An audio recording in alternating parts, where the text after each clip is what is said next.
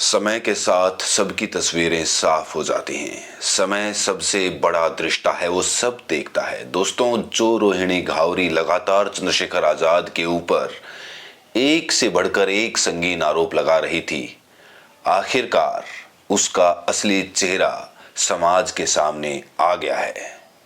दरअसल जो लोग नहीं जानते हैं, मैं उन लोगों को बता दूं कि रोहिणी घावरी स्विट्जरलैंड में पढ़ाई कर रही हैं और उन्होंने चंद्रशेखर आजाद के ऊपर आरोप लगाया था कि चंद्रशेखर आजाद ने उनका यूज किया है, फिजिकल यूज किया है, उनको शादी का झांसा दिया, उसके बाद उनके साथ शारीरिक संबंध बनाए और बाद में उनको पता चला कि चंद्रशेखर आजाद की शादी हो रखी है, उनके बच्चा भी है।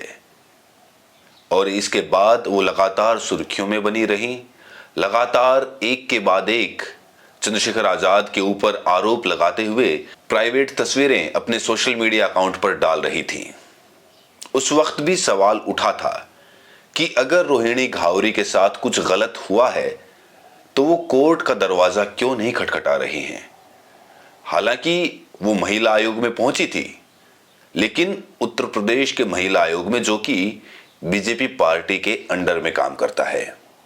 लेकिन ना तो महिला आयोग ने चंद्रशेखर आजाद के ऊपर कोई एक्शन लिया और ना ही रोहिणी घावरी इससे आगे बढ़कर कोर्ट तक पहुंची।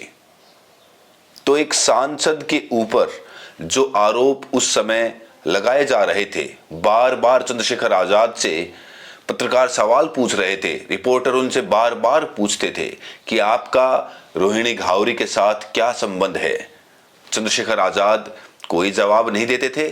उन्होंने कहा था कि मैं कोई जवाब दूंगा तो कोर्ट में दूंगा, अगर उनके साथ कुछ गलत हुआ है तो वो कोर्ट में जाएं। लेकिन अब समय के साथ समय का पहिया जब घूमता है तो सबकी शक्ल साफ दिखाई देने लगती है। रोहिणी घावरी के पास अखिलेश यादव का फोन गया स्विट्जरलैंड में, और अखिलेश यादव ने जब उनसे बात की तो सूत्रों के हवाले से जो खबर आ रही है, रोहिणी घावरी ने पूछा कि क्या आप 2027 के विधानसभा चुनाव में चंद्रशेखर आजाद के साथ गठबंधन करेंगे। तो इस पर अखिलेश यादव ने मना कर दिया और कहा कि हमारी पार्टी यानी कि सपा आजाद समाज पार्टी के साथ 2027 में कोई गठबंधन नहीं करेगी। आपको याद दिला दें कि 2024 के चुनाव में सपा और आजाद समाज पार्टी का लगभग गठबंधन हो ही गया था, लेकिन बाद में बात सीटों को लेकर बिगड़ गई। चंद्रशेखर आजाद 50 सीटों की मांग कर रहे थे और वहीं पर सपा ने उन्हें 2 सीट देने की बात कही। इसके बाद उनका कोई गठबंधन नहीं हुआ और चंद्रशेखर आजाद नगीना से सांसद बन गए। लेकिन इस बार जब अखिलेश यादव की रोहिणी घावरी से बात हो रही थी तो कहीं ना कहीं रोहिणी घावरी का इशारा 2027 के चुनावों की तरफ था और अखिलेश यादव भी नाना प्रकार के तरीकों से पीडीए समाज को अपनी पार्टी से जोड़ना चाहते हैं। आप सभी को पता है कि पिछड़ा, दलित, आदिवासी जिस तरीके से पीडीए का गठन किया गया, उसका उद्देश्य यही था कि जो अति पिछड़ा और पिछड़ा समाज है उनको सपा के साथ कैसे जोड़ा जाए। और इसीलिए अब रोहिणी घावरी सपा के साथ आ चुकी हैं। अखिलेश यादव ने उनसे कहा कि तुम 2027 के चुनावों के लिए उत्तर प्रदेश में जनसभाएं कर सकती हो क्या। और डील इस बात पर हुई है कि कम से कम 200 सभाएं उत्तर प्रदेश में की जाएंगी, जिसमें कि वो अपने समाज को और दलित समाज को संबोधित करेंगी, उनको अखिलेश यादव के साथ जोड़ने का काम करेंगी।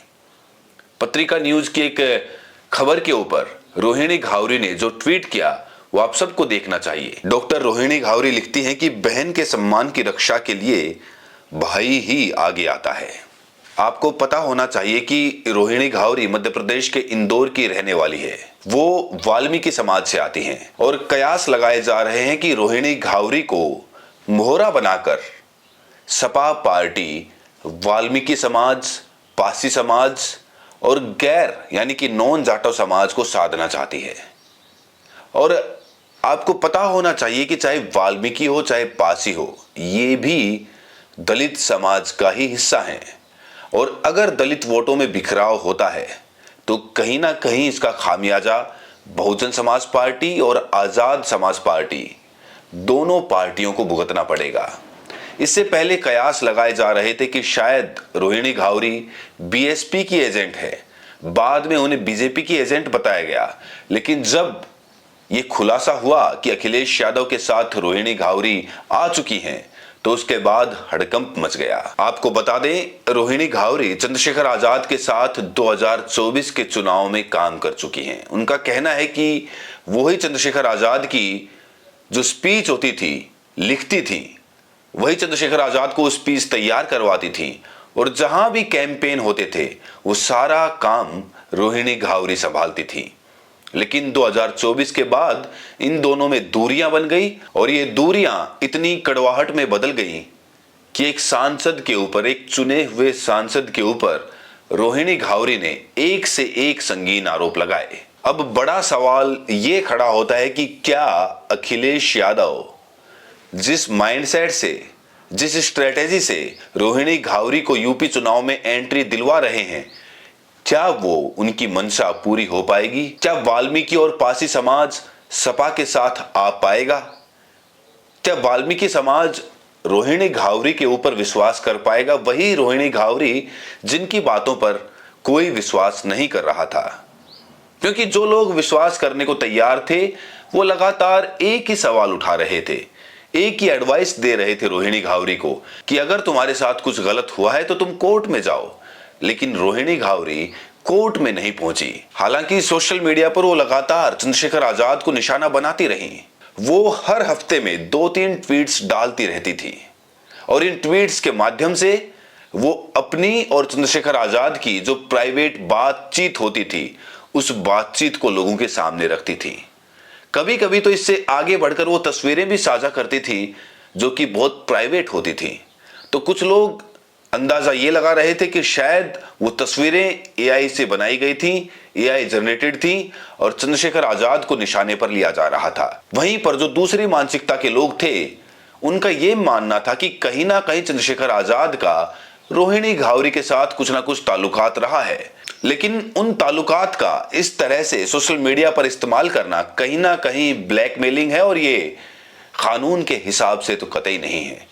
उन्होंने प्राइवेट चैट्स व्हाट्सएप पर जो होती थी वो भी साझा की थी, और इसके बाद उन्होंने बताया था कि चंद्रशेखर आजाद उनके सामने रोते थे, आंसू बहाते थे, शराब तक पीते थे, और वो उन्हें महंगे महंगे गिफ्ट दिया करती थी, स्विट्जरलैंड से उनके लिए भेजती रहती थी। और चंद्रशेखर आजाद उनसे वादा किया करते थे कि जब वो कुछ बन जाएंगे तो वो उनसे शादी कर लेंगे। जिस तरह से 2027 के यूपी चुनाव में उठापटक अभी से शुरू हो चुकी है, इससे आप अंदाजा लगा सकते हैं कि आने वाला समय हर एक पार्टी के लिए, चाहे वो बीजेपी हो, चाहे सपा हो, चाहे बीएसपी हो, चाहे आजाद समाज पार्टी हो, चाहे और कोई पार्टी हो, सभी के लिए मुश्किलों भरा रहने वाला है। और एक गलत कदम आपको यूपी चुनाव में बहुत पीछे ले जा सकता है। देखते हैं कि आने वाले वक्त में चंद्रशेखर आजाद क्या रणनीति अपनाते हैं, किस तरह से दलित समाज को अपने साथ ले पाते हैं, या फिर बीएसपी, देखना होगा किसके साथ ही गठबंधन करते हैं, या फिर ये इंडिपेंडेंट चुनाव लड़ते हैं। बाकी आपका इन सब मुद्दों पर क्या सोचना है, अपनी प्रतिक्रिया कमेंट सेक्शन में जरूर दें, और साथ में ये भी बताएं कि आप ये वीडियो देश के किस कोने से देख रहे हैं। वीडियो को 5 लोगों तक व्हाट्सएप पर जरूर शेयर करें, ताकि समाज के सामने सच्चाई पहुंच सके, समाज जागरूक हो सके। बहुत बहुत शुक्रिया।